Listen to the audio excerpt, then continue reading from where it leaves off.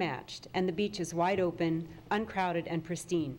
The small town feel was a welcome change from the busy freeways and congestion, as well as the high-rises on the beach that almost completely block the view of the water, except when driving over bridges. I don't miss the frequent helicopter and airplane noise or the near-nightly sirens that used to keep me awake at night. My children's complaints that there was, quote, nothing to do, were short-lived, and we quickly settled into our various hobbies of horseback riding, tennis, soccer, baseball, fishing, boating, swimming, hunting, four-wheeling, and a host of other outdoor activities. We loved our new town and never looked back. Unfortunately, we are now at a crossroads in our county and faced with an encroaching federally funded agency called Seven-50 and the Treasure Coast Regional Planning Council that threatens to undo everything that Indian River County planners have worked so hard to maintain. We are fortunate that each of our commissioners are approachable and responsive. However, most of them were unaware of the insidious nature of the 750 plan, in part because of the purposefully vague language used by the organization, and they voted in favor of participation in 750 during last year's session, with the exception of Bob Solari.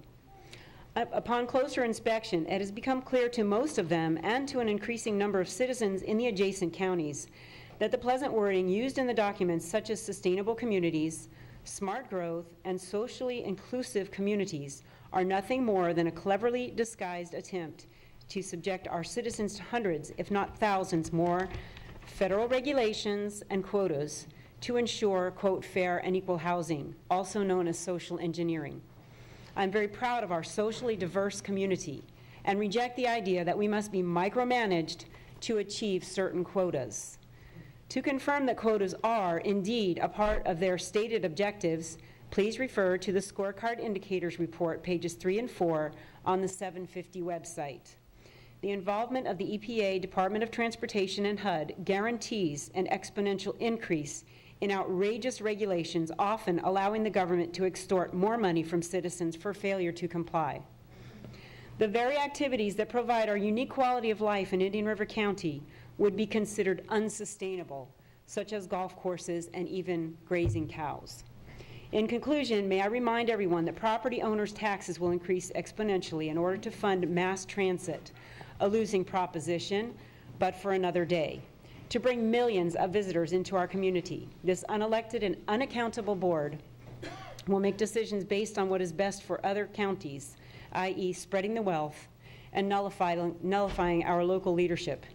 Increased taxes, decreased property value, decreased services, more congestion, more regulation, less accountability. Thanks, but no thanks. We, the citizens of Indian River County, want no part of 750. And speaking of accountability, please put in your records that I would like to know the name, address, and phone number of the photographers who were present for the October 25th roadshow, who took more than 24 photos of me and others who attended the meeting. Many thanks to our commissioners for listening to us. We appreciate the time. Appreciate the opportunity. Thank you. So, Yes, welcome. my name's John Lear. My address is 6565 Caicos Court, Vero Beach, Florida, 32967. A few of you may not know, but most of you do know that my family came here in 1887. We settled up in the Warbasso area on Orchid Island, and I've lived here all my life. You know, I hear some things being talked about, and I want to just go back and let's kind of we talk about, you know, the Indian River. Well, how far back do you want to go? Do you want to fill in the Sebastian Inlet? Do you want to close off C-54? Do you want to fill in the canals and bring it back to its natural state of a lagoon, where during the winter time the water would be so fresh that my grandfather, who worked on a sailing vessel, could drink the water out of the river? Or, I mean, you know, where do we want to go with this? My thing is if we want to clean the river up, we need to flush the river out. But I mean, that's a long story, and I'm not going to get into that. We talk about climate change. I mean, I heard this, the sea level rise. You know, I'm a surfer. I've lived here all my life, and we'll talk about sea level rise. I remember in the 80s, no, I remember in the 90s that the Arctic ice caps were going to melt, okay? The Arctic ice cap was going to melt. Sea levels were going to rise anywhere from 3 to 9 feet or whatever. And we were in trouble. We were doomed, okay? Well, the last photos I've been seeing, it looks like the Arctic ice cap has melted quite a bit. I have noticed no rise in the sea level. If we had gone on the assumption in the 90s, we would have been building dams and dikes like Holland, okay? Let's be honest about this. Last year, this last season, winter season in the Antarctic, they took an aerial photograph and said the Antarctic ice cap is the largest that's ever been recorded, okay? Now, put that aside, I'm going to go back as a citrus grower. In 1977, we had a freeze. It snowed in Florida, okay? My gosh, down here, it snowed. I've never seen snow in my life. And it also froze our citrus. In the process, after 1977, going into the 80s, we had 5 major freezes in 10 years, culminating with a 1989 freeze of the century, okay? It killed all those, it destroyed most of the citrus on Orchid Island, never been seen before, froze the mangroves to the waterline all the way down to the Keys. Since then, we haven't had one. But if we were going on these things that first we were in, and then at that point, I'm going to bring the point here. At that point, we were going into a new ice age, okay? So we didn't freeze for 20 years or so, okay? Now we're into global warming. But then all of a sudden, the last some years it's been getting colder again. We've had a couple little, not I'd say major freezes, but minor freezes in the citrus business. Now we don't call it global warming anymore, we call it climate change. Well, I'm a I don't have to have a weatherman. I know I live in Florida, the climate changes every 10 minutes, okay? So all these things just, they don't add up to me as common sense. We talk about money from the federal government. I'm not going to use a new figure, I'm going to use the old figure. 40 cents of every dollar is borrowed money. That means for every $1 million that we take, we're laying $400,000 of debt at our children and our grandchildren's feet. We, in Indian River County, can set an example by saying we don't need this money, we don't want to put our children any farther in debt.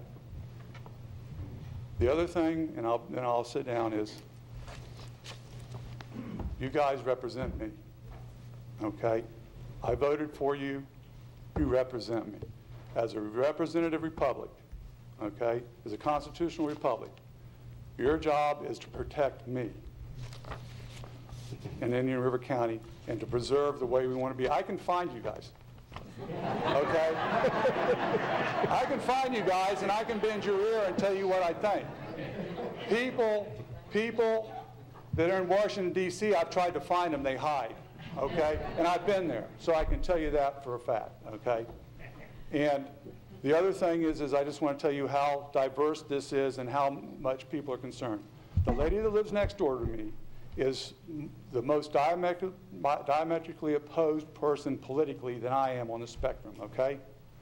We were at a party, a Christmas party last week, and she got with me, and she and I walked around. She said, "Come, John, this is something we can agree on." She had everybody in that party, we had got everybody in that party to sign the petition to get us out of 750. So I ask you all, please, today to remove us from 750. Thank you.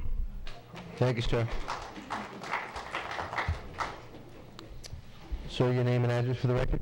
Jeff Brewster, 360 Farley's Court, Vero Beach, Florida. Appreciate the opportunity to say a few words. I don't know how I can meet up to the standards of everybody that's talked in front of me. They had a lot of good things to say, and I wasn't really expecting to talk today. I was told that I didn't apply early enough to get the opportunity, but I appreciate the chance. I'll keep it short and sweet. I'd like to say no to vertical sprawl, no to lots of multifamily housing. I think the 750 initiative is an organization that's a threat to our individual rights and our local government sovereignty. I think from reading their website and looking into some of the initiatives that they have and some of the other things like Agenda 21, which it's based off of, is a utopian fallacy. It's just a bunch of carrots given to people, and sooner or later they lose all their personal rights, their personal property rights. The word unsustainable to me really hits home. The main thing one of the main items on their list of unsustainable items is golf courses, and that's I'm a major, a turf grass major. I'm in the golf course construction industry. I'm involved with sod production and things, and those are the first items that they say need to go away. That ties back into groves and pasture land and things like that, and that's what Indian River County is. They don't have all this groves and sod farms and all this kind of stuff down in Miami. I think the 750 plan may work for Miami and Fort Lauderdale because they can't go any further west. They're trapped by the Everglades. We have plenty of land here. We can go further into the middle of the state. Indian River County doesn't need big buildings. We don't need fancy roads like they promise you. We need to stay the way we are and the way we've been for all our lives. Coming to talk today, I see it's kind of like going to the dentist. And I don't like going to the dentist, but I came here today to try to pass on some of my views and what I think is right. And what I'm asking you as the dentist today is to extract us from the 750 initiative.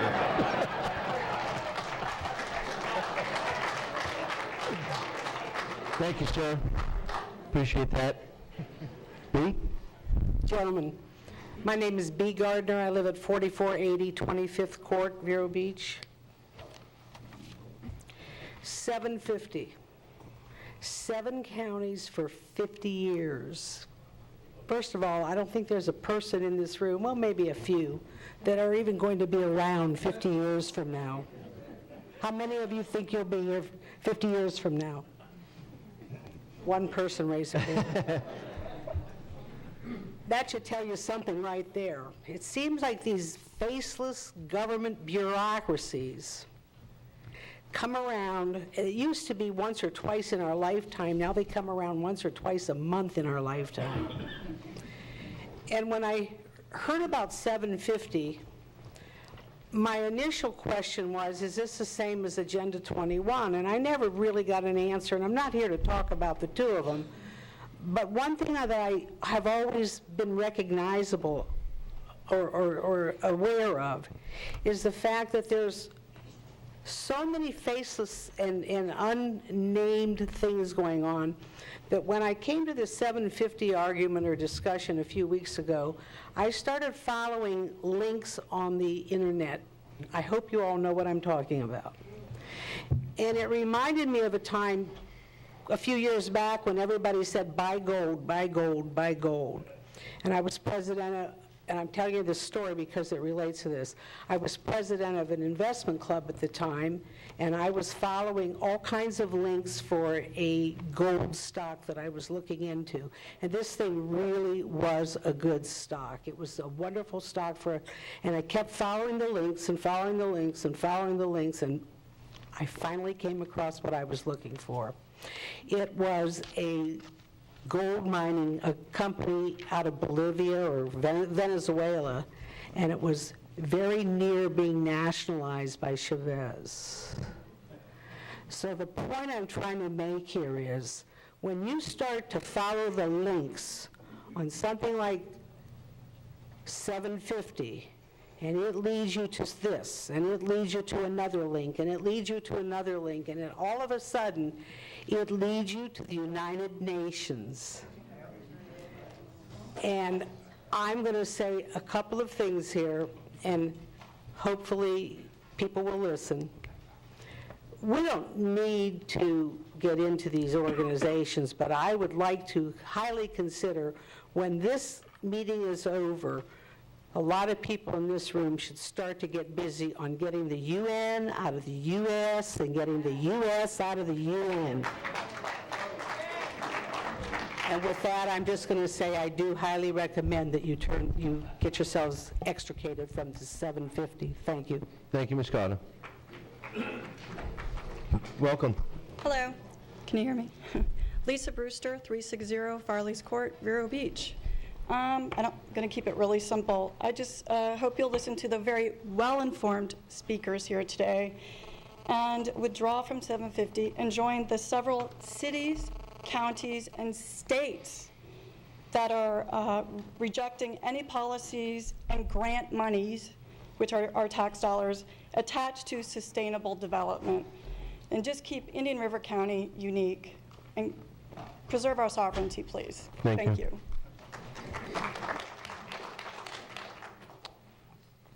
Yes, sir. Gentlemen, my name is Paul Tanner, and Welcome. I'm 5265 Sapphire Lane Southwest in Vero Beach. Mr. Keating initiated his comments by stating that staff was directed to put together the benefits of participation in 750, as well as the disadvantages of not participating in 750. Gentlemen, I am wondering, why is staff the de facto advocacy group exploring only one side of the coin? Why does it take this type of public pushback in order to have all sides heard? It shouldn't be that way. You understand certainly where I stand on the issue. I've emailed many of you over the years, and hopefully Commissioner Zork, I've just sent you a few links recently, so hopefully you've had the opportunity to look at some of those things. But we are not getting paid for this. In fact, many of us are losing money to be here today. I've lost time with my family. I've lost time with my customers. But we're doing it willingly because we care about our community. That's why we're here. If we don't want to be involved in the 750 initiative, it's not because we don't care about the lagoon. It's not because we don't care about economic prosperity and development. That's certainly not the case. We simply care enough to understand that entanglement with certain organizations is not in our best interest. I believe that the residents are tired of unaccountable bureaucracies running ever-increasing portions of our lives. The time has come, gentlemen, to decide who you are beholden to. Is it staff? Is it strong arm of the Fed? Is it advocacy groups who have incredible amounts of money and wield much power?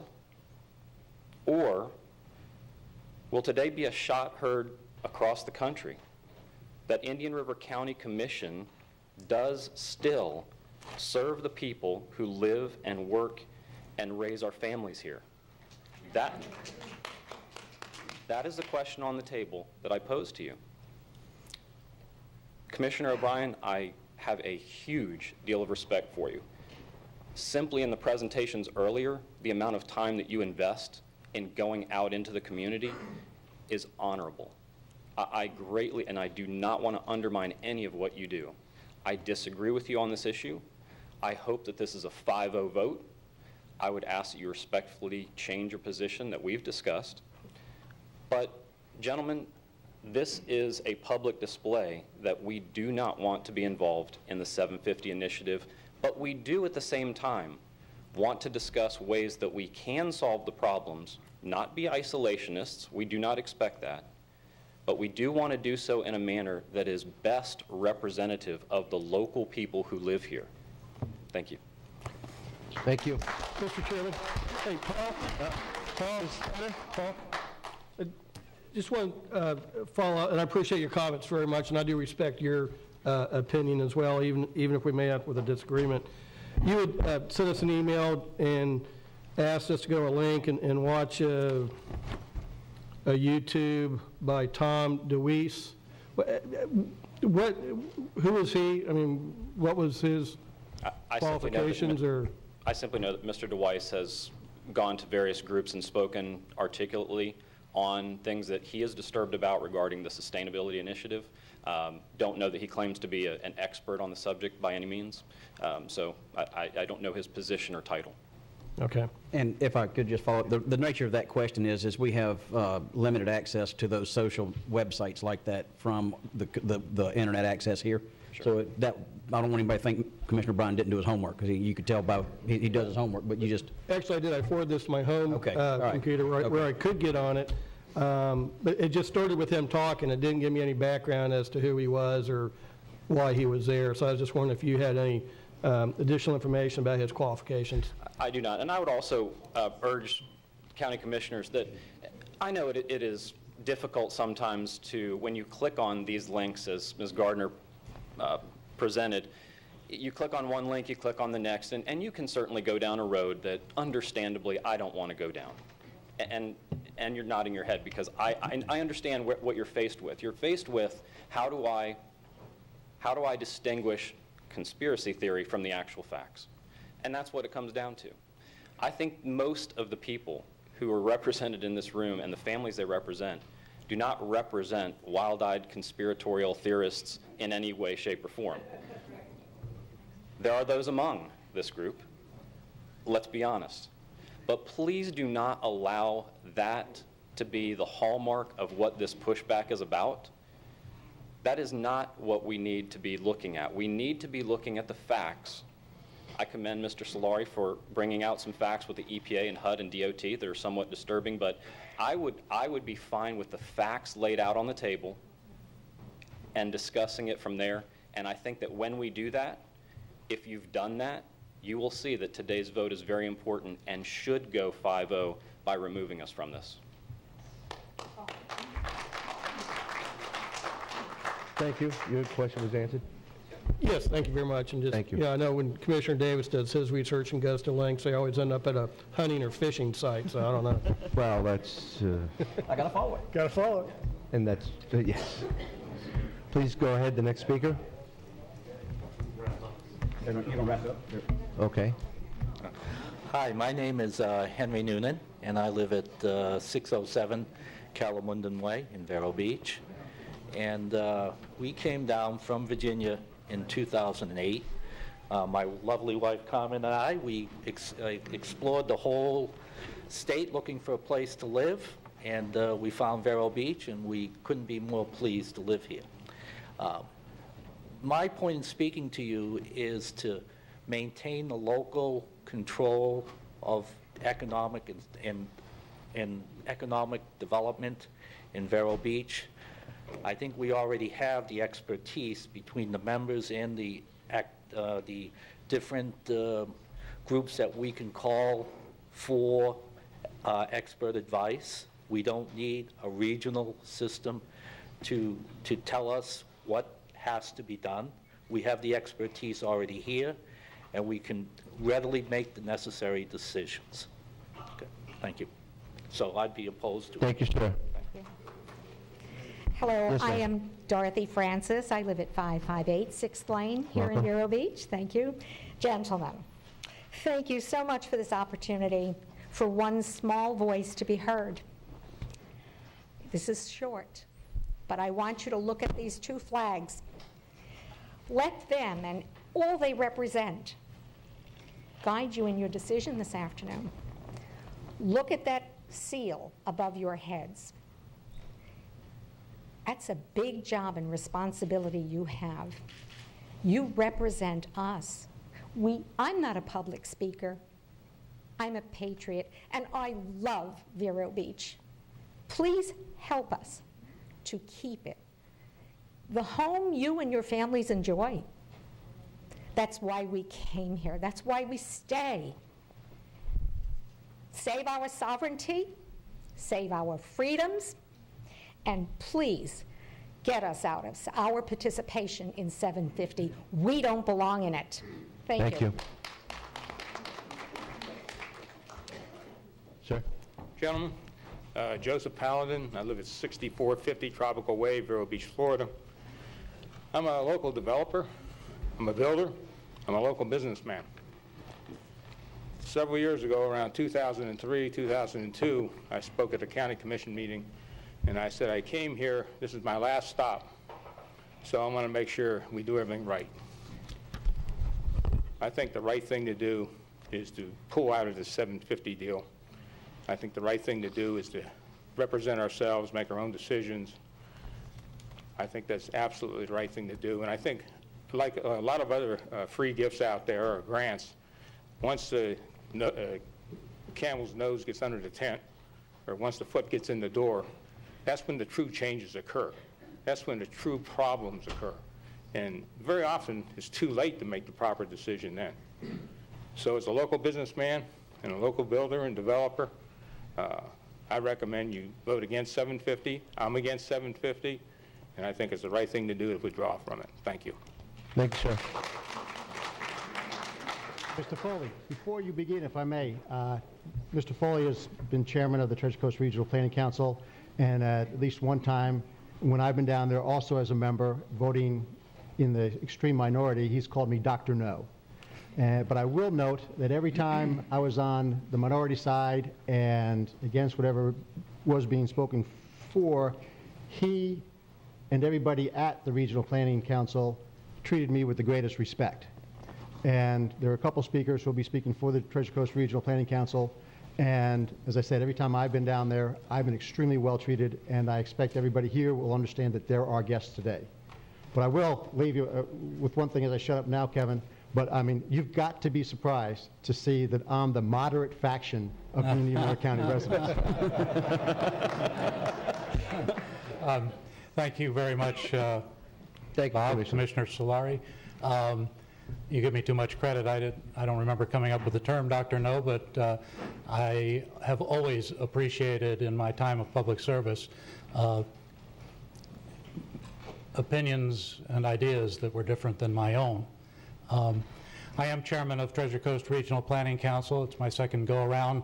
I have been appointed to Treasure Coast Regional Planning Council by the last 4 Republican governors, and have been proud to serve them in that regard. Before I begin my remarks, I'd like to publicly acknowledge that your county commissioner, Peter O'Brien, has been elected to replace me as chairman in the next meeting. We rotate the chairmanship, and Peter is now chairman-elect of Treasure Coast Regional Planning Council and will represent you well, and I'd like to congratulate him. Thank you. In order for you to understand my remarks, I have to give you a short background. My family's been in South Florida since 1919. In fact, we predate the formation of Indian River County by 6 years. During the past, my entire adult life, since the late 70s, I have done public service. The beginning of that public service was after my stint as an investment banker, and shortly after beginning my own small business down here in Florida. My investment banking was on Wall Street. I received a call from a classmate of mine who asked if I would like to travel with then Governor Reagan in his quest to become President of the United States. I was a bachelor until I was 40 and was happy to do so. And I traveled with then Governor Reagan, and then joined his administration and had his schedule outside of Washington. I then also served Vice President George Bush, the father, and then President George Bush, and later helped young George Bush, George W. Bush, attain the White House. I don't come to this dais with a background in unnamed bureaucracy. I'm one of those unnamed bureaucrats. I own my own business, have for 40-some years. I've been involved in planning as a member and chairman of the Palm Beach County Planning and Zoning Board, chairman 7 years, and I've been chairman of, now twice, of Treasure Coast Regional Planning Council. As a chairman of the council, I was appointed to represent them on 750. To say I was skeptical is an understatement. I'm usually cynical when I hear that the federal government is here to help us. They are usually not. This 750 program has a life. It's 3 years. We're in the middle, almost dead middle, of 3 years of planning the future of South Florida. The 2 RPCs, Regional Planning Council, Monroe, Dade, Broward, Palm Beach, Martin, St. Lucie, and Indian River County. By the way, I started out on Treasure Coast living in Palm Beach County. After several years, 13 years, I moved to Martin County because I like the quieter lifestyle. And after hearing the presentation of your planning and economic committee or representatives, I'm going to leave the dais and go look house hunting here in Indian River County. It sounds like my kind of place. Welcome. The faceless, unnamed bureaucrats that you're talking about are me. First of all, there are 11 elected members of our 750. They are county commissioners from each of the counties and also mayors of some of the principal cities. Also, from your county, Peter O'Brien is a member, as is Ed Massey, who's president of your Indian River College now.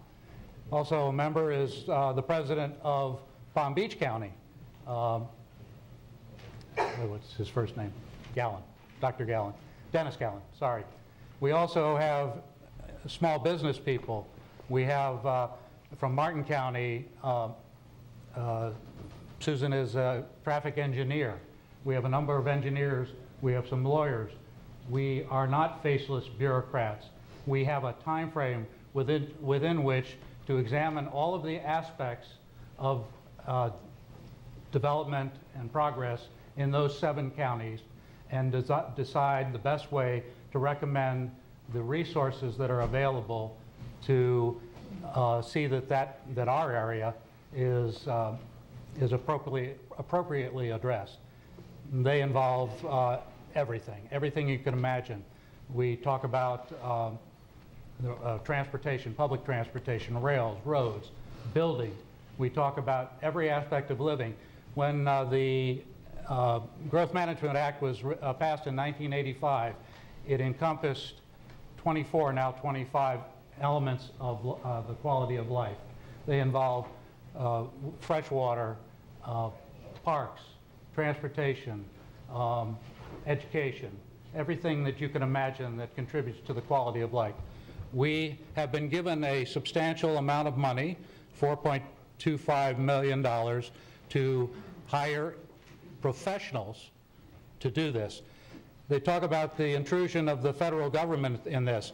I have seen, in the entire year and a half of this program, I have seen one person from the federal government for one day. It doesn't exist. If I listen, excuse me, I didn't interrupt anybody. Sir, I'm going to need you to speak directly into the mic and towards the dais. I appreciate that. Absolutely. So we can all hear it in the public that are also listening and watching. Absolutely. If it was the federal government and if it encompassed some of the things that have been, some of the alarms that have been raised today, I would have walked away from it a year and a half ago. I have no interest in enlarging government. I am a firm believer in everything that Governor Reagan stood for. If the things that were mentioned today were even attempted to be implemented through this program, Governor Reagan would have walked away from it, and I would have been right behind him, as would have been everyone that tried to shrink the government back when he was president. I kept sitting there and was reminded of the game that we play at dinner parties where 6 people whisper something in each other's ears around the table. By the time it gets back to you, you don't recognize the message you started with. It is not, what we are doing at 750 is not what was described here today. It simply is not. 750 will cease to exist at the end of the year and a half left on our mandate. We are trying to look at this. I'm trying to look at it from a small businessman. Elected officials, or roughly a third of our members, are trying to look at it from the impact on their governments. The lawyers, the engineers, the folks. I mean, I'm a believer in global warming. I think the Earth heats and lowers its temperature on a cyclical basis throughout history, but I am not worried about 3-foot or even 3-inch rises in water around Indian River County. I went to high school with Al Gore. I played against him at another high school. He was a jerk in high school, and he got to be a bigger jerk as time went on. I don't believe a thing that boy says, never would. with all due respect, he was our vice president. God bless him. I'm going to leave it there, and I've asked the project director of 750 to come and wrap things up for you. But what has been described by the folks that you have spoken to and the information that I have seen, unfortunately only in the last 24 hours, because I just found out about this. If I had known about it when you first started talking about it, I would have been up here to explain to you what we're really trying to do and try to show you unequivocally. So what I'm really asking today is that you postpone consideration of this. No. Ladies and gentlemen, thank you. And at the beginning of this meeting, we asked that we all be respectful for each speaker, however their stance may be. It may not be the common stance, but it is a stance that needs to be heard here, and that's what we invited everyone to be able to speak to. You've had your opportunity. I appreciate your opportunity to speak. Sure. And I want to thank you. I just wanted to ask you a question. Sure. while you're at the podium. You made mention something that just struck me when you said that this will be here for a short time. We're about halfway into it. Yes. And we're looking at 3 years. It's a 3-year total study period. It's a study period. However, that's not, they do not call this plan a 7-3 plan. They call it a 750 plan. So when you say that this will be gone, the planning stage will be there, but the legacy will remain for 50 years. Is that correct? No, it's not. Marcella Campbell will explain the details of it to you. At the end of 3 years, we will have applied the professional expertise to it. This 34-member group will vote on those items that we think ought to be included in our final report. If any of us does not agree with it, we can advocate that it not be included in the final report. What I would say about Indian River's inclusion is that I'm a Marine, and thank you for your service. Thank you very much. In Vietnam, we moved toward the battle. There may be a battle when this is done, and I would want to see representatives of Indian River County there to help stop anything that is contrary to what you hope this community to be in the future. Going away from it, and it doesn't really cost you anything to stay. It's $25,000 of in-kind, which is disappears very quickly. So I don't understand leaving the fight. I really don't. I'm there till the end. Believe me when I say I have many, many things I would rather be doing than attending all these meetings on behalf of the folks that I agree with. But I don't think you ought to be leaving the fight when the fight is not that far away, and it doesn't cost you anything to stay. Thank you for attendance and comments there. Commissioner Solari? Mr. Foley, you mentioned that Marcel was probably going to wrap it up, so Michael might not be speaking.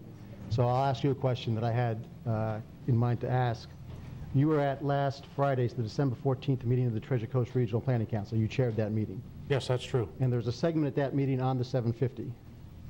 And when Michael got up to spoke sometime during his spoke, he said, and I think I got this almost word accurate, but pretty close, we got off to a rough start. We fixed all that. Mm-hmm. Could you explain to us what that rough start was and what exactly that was fixed? I can tell you exactly what it was. I came on shortly after it was formed, and the first meeting I attended, the folks who initially helped form it presented us with a budget, and the budget took up about 2/3 of one page. The fellow who was in charge at the time, I asked him, where's the rest of the budget? I've served on the board of New York Stock Exchange corporations. When we are presented with a budget, they're usually an inch thick and 1.5 feet wide. I said, this will not stand. We will not have a budget that can be encapsulated in one page. We, that day, formed a budget committee, and those with the expertise, my background is in finance, and although I didn't chair the committee by choice. We came up with a budget and elements of a budget that now take up 3 to 4 pages, a foot and a half, just for what's left, and that's about $2 million. Those are the kinds of housekeeping things that were important to me. I do not think, even if it's federal money or government money, that money not be accounted for to the dime. I feel very strongly about that. I feel very, very strongly about smaller government. I have always been an advocate for smaller government. This particular effort was formed back, originally back in the George H.W. Bush era, and has been moved forward by each of the presidents since.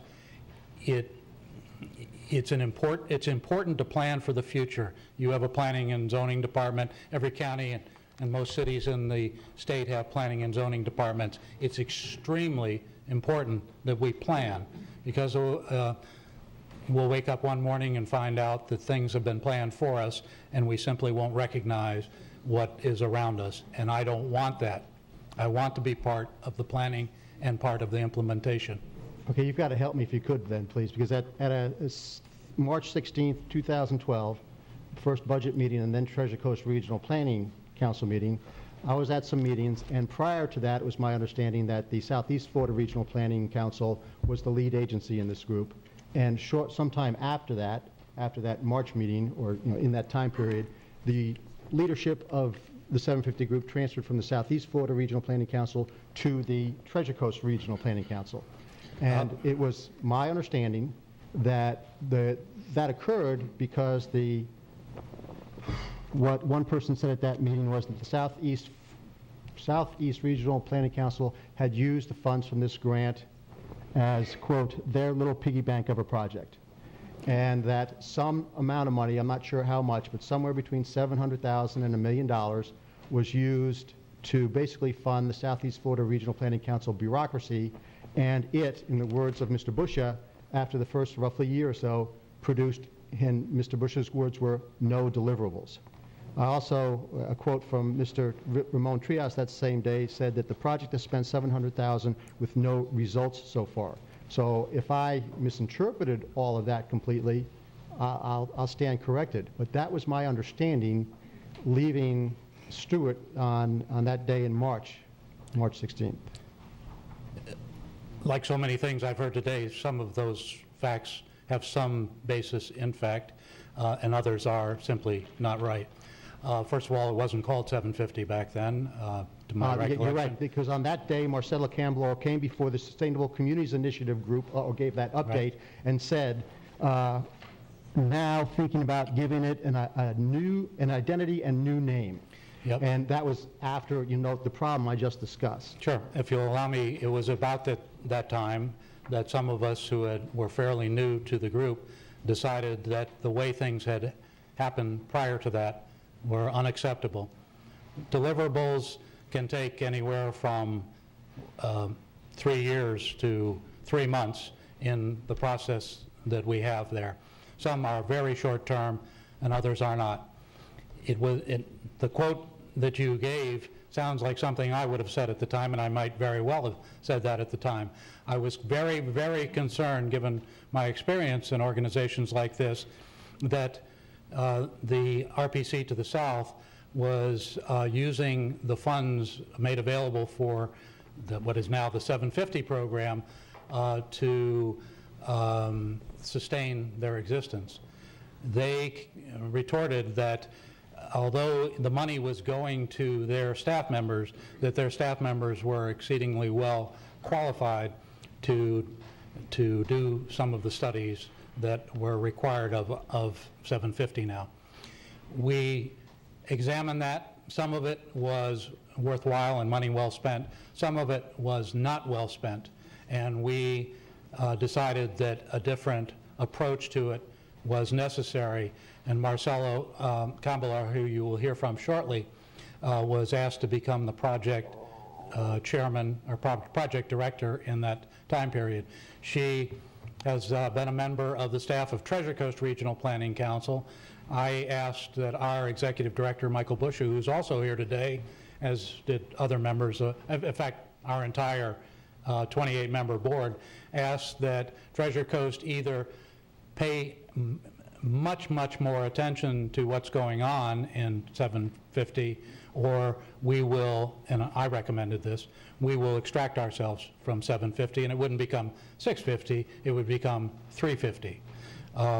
We did, and it is now on a course to provide the end product that is being requested of us by the Fed for our benefit, the benefit of Southeast Florida, the benefit of the 7 counties.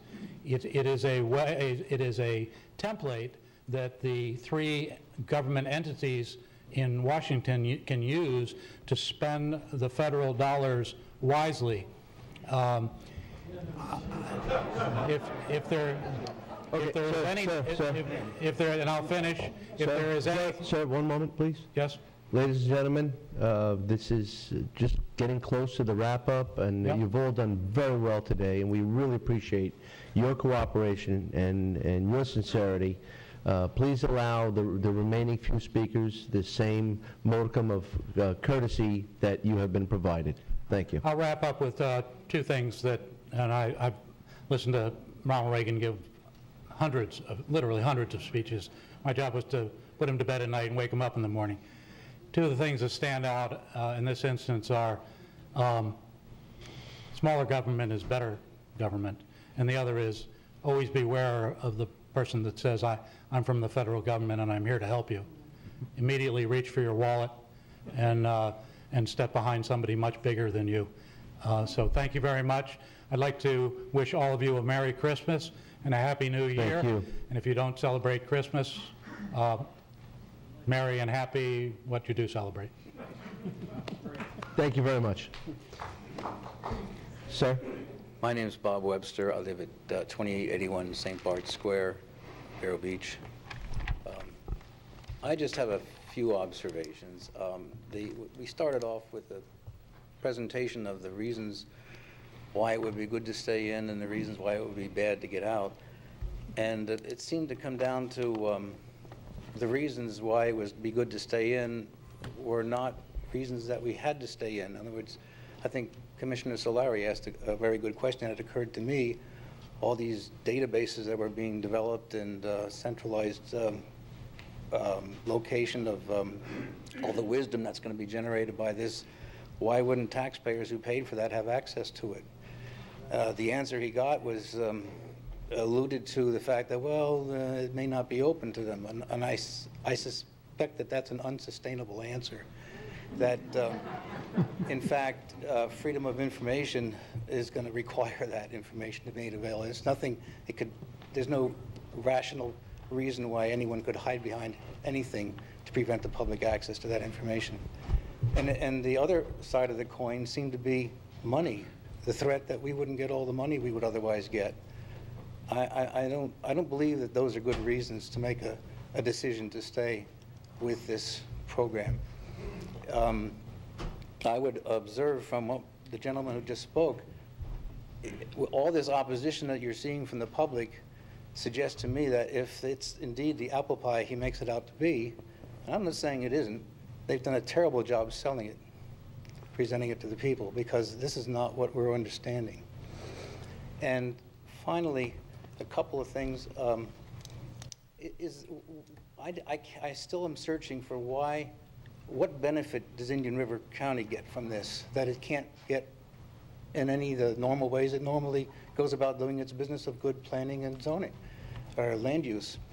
Its own development programs, which I believe are quite frankly outstanding.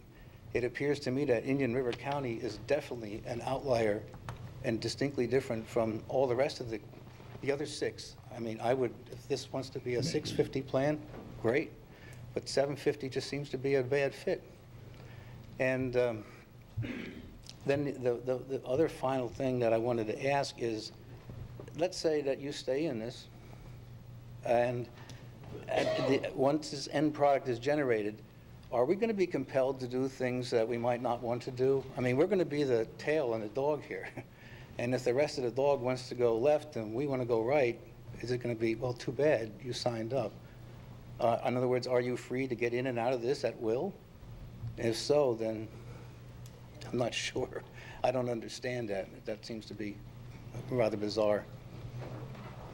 So from what I've heard, everything I've heard, I would urge you to, at this point, opt out.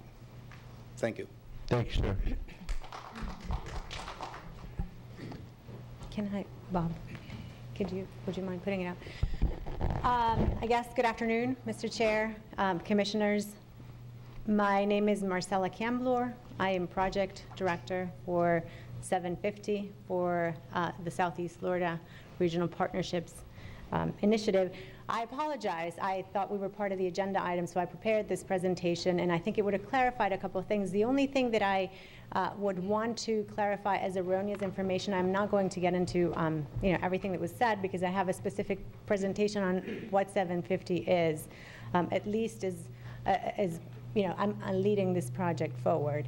And it has to do with the regional data warehouse, and that's a key element that needs clarification. That is an important deliverable. It is right now something that the consultant team is using because it's under development. It will be officially launched on January 24th when we have a summit that essentially signalizes or shifts this phase that we've been in that has been mostly of input gathering to a phase where we start to shape a plan or create ideas or get additional input on what it is that our communities want. At that point, in this regional data warehouse, keep in mind it's the first of its kind. It's Google-based. It will allow everyone access to every single piece of information that every agency in the 7-county has that is GIS-based, but people will be able to just go on the internet on a click of a button like you would surf a Google map, because it's Google-based. It's intended to bring clarity to the process. It's intended to allow citizens, planners, elected officials to be able to be sitting at the dais, and if you want any piece of information of the water management district or your neighboring counties or the DOT, that will be there on the click of a button. And like I said, right now it's simply being used by the team because it's under development. So the information that it's going to be restricted is erroneous. It's a work in progress. It will be made available on January 24th, and I actually invite everyone to see it because it's a pretty incredible piece of a tool that all these counties will have as a result of participating in this process. Now, I have a very short presentation. Most was covered by your staff as to how this got initiated and where the funds came. But I do want to stress, I'm not sure why I'm moving this and it's not forwarding the slides. There we go. Much was said about the fact that this is a 7-county region and that some of the counties feel they do not have anything in common with others. Quite frankly, this is a very skinny region. It's a longitudinal region that is bounded by two amazing bodies of nature, the Atlantic Ocean on one side, the Everglades on the other side. One of the things that we have discovered, as I have been at least going through the region from Monroe all the way to Indian River County, is that each county is not painted with the same brush all the way throughout. There are areas in Miami-Dade County, in the Redlands, that have much more in common with Indian River County than they do with their own downtown areas, that feel a lot more like your residents and feel a lot more in common with people in Martin County and Indian River County than they do with their, and it's logical. I mean, it has to do with the lifestyle that they chose, with the form of development that they chose, and this is true in many of the different counties. And by the way, some of you know me because I am not only a Martin County resident, but I've been involved in projects here in the county for over 16 years. I've worked with previous boards on projects as small as fixing or helping a community improve a street. I have helped your staff with the plans for the development of this campus beautiful, by the way, that we're in. I have helped in your transportation projects and assisted in that. We have worked with your staff in reviews of development of regional impacts, always having the county's comprehensive plan in mind. I have worked for the cities of Fellsmere all the way through Sebastian, and my role has always been taking in the public input, making sure that the public voice is what is reflected in the plan. So I am not new to your community, and I think that a lot of that, what happened in the first meeting we had, and even today, is that we've heard loud and clear input from your community. And we get it, and it's okay, and it's good. And I think that this is what precisely 750 is about. It's a process to understand what each local government wants. In 4 points, it's a voluntary process. There is no plan. There is nothing that has been determined as of yet. Will there be a plan? Yes, in the future. Will it be created by the federal government? No. This is why we're going through this public meetings and public sessions, and why everything that is being said is publicly and openly posted on the website. And it is an investment plan because, you know, quite frankly, we hear you. You're not the only community that is concerned about smaller government. Quite frankly, you know, from the smallest ice cream shop to a Fortune 500 company, everybody, if they want to be successful in business, has to have a business plan. In Southeast Florida, even though we are combined the 5th largest metropolitan region in the country, we don't have a business plan. Our governments, or local governments combined, received $40 billion a year. And quite frankly, most of their efforts today are not coordinated. And this is what 750 is seeking at doing, bringing people to the table, coordinating this, getting an investment plan for our region. If we think about our region as a corporation, our counties would be the major divisions in this corporation, and we would have municipalities being our departments. We have 121 of them. Many of them competing for the same funds, many of them investing dollars where others are investing dollars, or investing dollars in contradiction with what other agencies are doing. And by bringing everyone to the table, by creating tools like the data warehouse where everything becomes apparent, is where we're trying to make this more efficient and create this business plan for the region. You know, we do have in the region 6.8 million residents. Only 2.8 are employed and are supporting the other 4 million. And the projections of our growth in population over the next 50 years show that this part of the country will absorb 10% of the total national growth. And what 750 is aiming at doing is going to our counties, going to our cities and saying, how are we going to handle this? Don't stand by yourself to try and oppose the pressures of what this is going to bring. Let's be ready. Let's have a plan. Let's have a strategy. And it's all that is, and it's a strategy that has to be created by the locals, and it's a strategy that will only be implemented by those who choose to do that. As I said before, unfortunately, as a region, we do not have an investment plan that will ensure that as this 5th largest metropolitan area, we will be prosperous or we will be competitive, not only nationally but globally. And this is not about global dominance, it's about global competitiveness. It's about the gentleman today that was able to export to China, to become, you know, what do we need to do to help these industries become more efficient? I heard your 2 first staff members, the word partnership in their presentations was mentioned over 35 times. Partnerships with adjacent cities, partnerships with adjacent counties, partnership with federal organizations to fulfill some of your goals and objectives. And all those partnerships were done on a voluntary basis, and this is no different. But what this does for the first time is it requires our educators to work next to our business people. This is why, as Mr. Foley mentioned before, on this board, which is the one that has the 3-year lifespan that Mr. Foley was mentioning, we're asking people like Dr.